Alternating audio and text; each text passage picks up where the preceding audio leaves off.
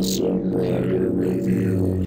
Hey YouTube, Awesome Rider here with a review of Arms Change Series Premium Bandai 04 Kamen Rider Knuckle Kurumi Arms. Good old Zack, it wasn't the Beat Riders. Or at least it wasn't the Beat Riders. There we go, I got my own joke wrong. Anyhow, let's go ahead and get started. Just take a quick look at the box. I'm going to move him over a little.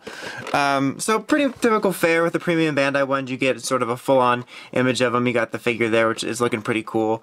A little image on the side there telling you what the figure is. And then it shows you some combinations you can do. See, it shows you without me even having to. You got Baron, Bravo, and Greedon using the arms. And then on the back it just shows you some punching action. Somewhere on there it might say, doesn't really glow, I don't know. Not a flying toy. But and then on the bottom you get a little in-show shot of him, and then it shows you how the transformation works. So yeah, pretty typical stuff. I do like the packaging for those. I think it's kind of neat to give them a little bit of a premium vibe. Obviously what comes with it is this figure here, which is the base, and then you get the Kurumi arms here, and then his knuckles, which are his main feature weapon, and you can put them on any other rider, which is cool. I think, which makes sense because like Kiwami would be able to use it, but it's cool to even have like another further level of playability. You could put like, I don't know, Melon arms on Bravo and then give him the knuckle fists if you wanted to. But anyway, the base figure itself, pretty typical fare. As you can see on its own, he's pretty basic. There's really not a whole lot to him, just black and silver paint. The clear plastics, you'll be able to see the eyes through it, generic driver. And the mold is pretty much the same. You've got a hinge joint here, in and out movement, 360, swiveling here, swiveling at the fist. You got the two little jointed fingers there.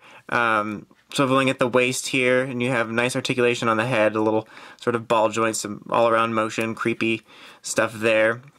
We got a hinge joint here, some nice range of movement in his leg, swiveling, single knee joint. You got a little ball joint on his foot.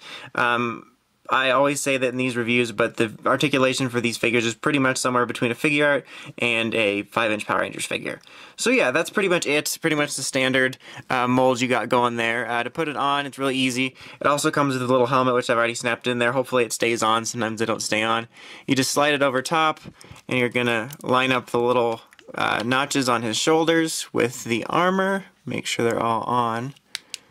I don't want to have an accident here. And then just fold it down. These become the shoulders. This will fold down to be the chest. You gotta fold it up right, of course, then the shoulders come off right then. And fold that back, and then you have the base armor there. And then for his hands, it's really simple. You just open them up, and there's these little, like, latches here. Just open his hands up, and you just kind of squeeze it down so you can hold it. You have to fiddle with it a little bit to get him to hold it really well. More often than not, they end up shaky like that for me because I'm an idiot. But yeah, that's how they go on. Pretty easy. If you pay or spend more than like 3 seconds trying to put him on, you can get him to hold him pretty well. Where I've had him pretty stable. There we go. And there we have Knuckle, Mr. Knuckleman. It's really, I don't know why I said that, but yeah, I think he looks pretty good with the armor. I really do dig Knuckles' design, and I really like Zack as a character, so it's really nice to have him. So I think he looks pretty solid. I'm sure the figure art will look better, especially since his gloves just fall off and the figure arts will stay on. But since the gun figure arts have been so excellent, but I have said it before, but the main thing of this line is the playability, which you just don't get with the figure arts. The ability to do arm changes that were in the show or weren't in the show, which is really a lot of fun. And even without that, I still think they're pretty decent looking figures. I mean, they're hardly terrible or anything like that. The only real difference in the articulation comes in the fact that his shoulders are quite big, and you have to do some maneuvering around it. It does hinder his shoulder articulation a bit now that he has those on. And then he's got his fists to work with as well, so he is a bit more hindered now. But beyond that, I think he's pretty good looking, and it's another good arms change figure. Gives you a lot more combinations. He's falling. Oh, I thought he was falling for a second. But yeah. I really do dig the figure. So if you've been collecting arm change figures, I can definitely recommend him. He's going to add another one to your collection. What I like in particular about this one, as I said at the beginning, is that he's got the fist weapons that you can also switch out with other figures without using the armor, so you can sort of do more mixing and matching.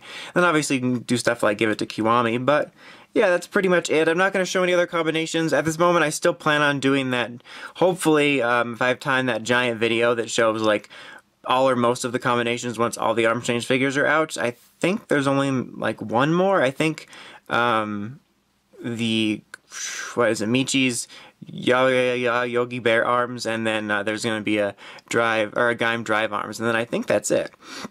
But anyway, that's about it for this review. Until next time, make sure you check out the Crazy Podcast at writersrangersrambles.com. And of course, don't forget to like, comment, and subscribe. Until next time, it's Dawson Ryder, signing out.